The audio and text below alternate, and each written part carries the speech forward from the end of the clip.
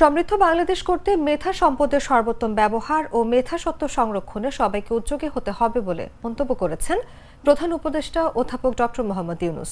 বলেন, বৈশ্বিক সৃজনশীল প্রতিযোগিতায় বাংলাদেশের অবস্থান সুদৃঢ় করার প্রয়োজনে দেশে শক্তিশালী উদ্ভাবনী সংস্কৃতি গড়ে তুলতে সবাই কার্যকর অবদান রাখবেন এই প্রত্যাশা করি। শনিবার বিশ্ব মেধা সম্পদ দিবস উপলক্ষে এক বাণীতে এসব কথা বলেন তিনি। প্রধান উপদেষ্টা বলেন, বিশ্বের অন্যান্য দেশের মতো বাংলাদেশেও বিশ্ব মেধা সম্পদ দিবস 2025 উদযাপনের উদ্যোগকে আমি স্বাগত জানাই। এবছরের প্রতিপাদ্য IP and music feel the beat of IP, যা বাংলাদেশের জন্য অত্যন্ত গুরুত্বপূর্ণ। ছাত্র শ্রমিক জনতার অভ্যুত্থানের মাধ্যমে গঠিত অন্তর্বর্তী সরকার একটি বৈষম্যহীন সমৃদ্ধ বাংলাদেশ প্রতিষ্ঠার লক্ষ্যে কাজ করে যাচ্ছে বলেও মন্তব্য করেন তিনি।